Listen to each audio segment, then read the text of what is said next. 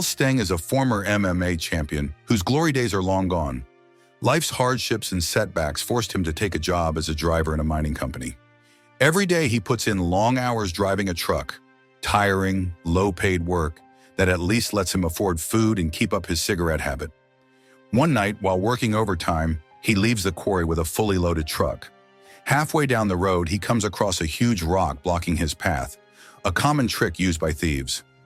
Anticipating their move, he steps out of the truck, ready to hand out a few punches like in the old days.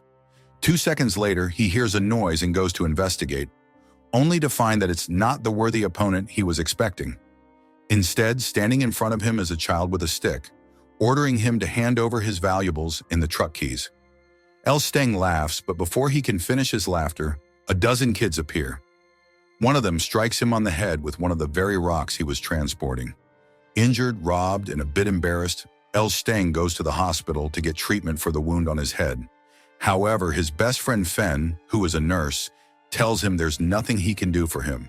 The hospital has no supplies, and the rest of the staff is on strike because they haven't been paid for more than 9 months. Having now lost his job for losing a truck, Stang has few options. He needs money, or he'll end up losing the tiny place he calls home, and likely end up on the street. Among his friends, those he keeps away from his family, is Jim, a local gangster who made a lot of money with Stang back when he used to fight. Stang asks Jim to lend him some money, promising to repay him as soon as he's back on his feet. But Jim has enough experience to know that's just talk. He rarely lends money that way, and he always ends up collecting those debts in blood. However, given Stang's legendary status, Jim has a more tempting proposal. They'll open a combat gym together, with Stang as the head trainer. Jim will supply all the equipment, give him money to solve his problems, and make sure he lives comfortably. The next morning, Stang goes back to the quarry with some of Jim's men to catch the young rats who robbed him the previous night. The group of kids is fearless but lacks technique. Life has kicked them around, and they've developed strong character. All they need is guidance to become real fighters. After giving them something to eat so they don't pass out during training, Stang offers them 3 meals a day and even pays the best performers. The kids accept. Jim sends some mats and clothing for them, but a few days later, those supplies stop coming. When Stang goes to the city to see his partner, he learns Jim has been arrested for selling fake medications. His accounts have been frozen, and now there's nothing left for the kids. With no money to maintain the dojo, Stang tells the kids to leave, and although they plead to stay, he says there's nothing for them there. That same night, a truck driver shows up at the dojo to say that Stang's kids tried to rob him, but he pulled a gun and now they're too scared to get out of the truck. The oldest of the group, nicknamed Mahu, told the driver they were Stang's students and would only come down in his presence. The next morning, Stang does the right thing and offers to train them in martial arts.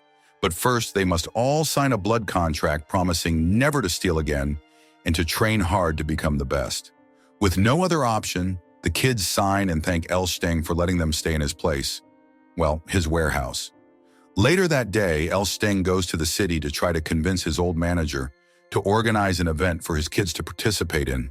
He assures him they're good fighters and suggests they split the earnings 70-30. His old manager agrees, giving him a little time to finish training his youngsters. In reality, Stang hasn't even given them their first lesson.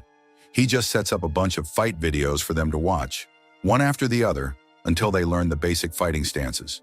Then he tells them about the event happening tomorrow night where Mahu and Suhu will fight.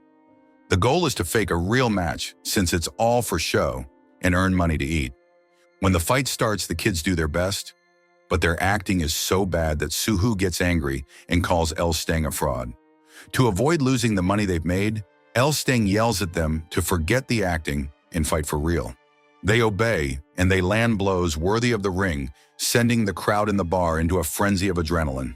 When they get back to the quarry, Stang has to deal with the boys' injuries, as they went too far and really hurt each other. Luckily, the money they earned was enough to buy food, equipment, and give the fighters a feast they had never experienced in their lives. Over time, the kids sharpen their skills. Their acting gets more convincing, and whenever the crowd gets suspicious, they switch to real blows to seal the deal. Stang's reputation grows so big that sometimes he's not present at the fights. One night, Mahu and Suhu refuse to use knives at a client's request, sparking a massive brawl between the mobsters and the fighters. It ends with Stang arriving to rescue them, but it's thanks to Fen that they really managed to escape. Fen created a distraction for his friends, but ended up arrested and sent to prison. The next day, Stang visits Fen, telling him he'll do everything in his power to get him out. Fen has proven to be a great friend, and Stang says the kids will earn money in the fights and use it to pay his bail. That's when Fen points out the wrong path Stang is taking. Training all the kids to fake fights is not the right way. They should train just one fighter to really fight, the way Stang used to do years ago. That's where the real money is, and the older kids are tired of faking it for the crowd. In a blink of an eye, 10 years pass. We see Stang driving to the airport to pick up Mahu and Suhu, who have qualified for the national championship. This achievement has brought recognition to his gym, which is now located in the city. Back at the quarry, people are crowding the place, wanting their children to train there. But the roster is full for the moment, and Stang needs to focus on his two-star fighters. However, not all is good news. A few days before the championship, an old video goes viral, footage of the kids faking fights for money. This leads the Federation to believe the fighters are a sham, and their entry into the tournament is revoked. Unfortunately, that's not the end of the bad news. The negative publicity and rumors that Stang trains fake fighters spread quickly. After several anonymous complaints, Stang is forced to temporarily shut down his gym. A heavy blow after all his hard work. Nevertheless, he vows not to give up on giving the kids a chance to show their talents. He hands them over to another gym, so this other organization can back them with its credentials and get them reapproved.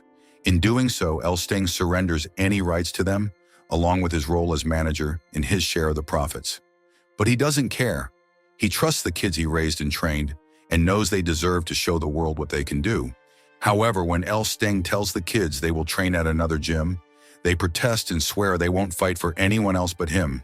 This argument escalates until Stang kicks them out, saying their future lies elsewhere, and not until they become champions. A year goes by quickly. Stang couldn't keep his gym open and had to shut it down. The little money he had saved went toward securing a decent life for the other kids. Then he set off in his trusty truck, traveling back and forth between the city and the countryside, and using his earnings to help needy children wherever he could. One afternoon, he visits Suhu's sister, who shows him many postcards her successful brother has sent. They all have the same stamp, so Stang realizes they weren't mailed from abroad. He asks to borrow one of the postcards and follows the return address. Night falls while he's on the road, and, being older now, he fails to react in time when he sees a car stopped in the middle of the road. The driver is being robbed by a young man, and after giving chase, Stang realizes it's Suhu. Suhu had returned to crime after hurting his knee. Now he can barely walk and resorts to robbing drivers at night to send money to his sister. Next, Stang tracks down Mahu, who suffered a similar fate. The new gym owner forced his fighters to take anabolic drugs to enhance performance. Since Mahu refused, his fellow trainees beat him severely, wrecking his knee as well.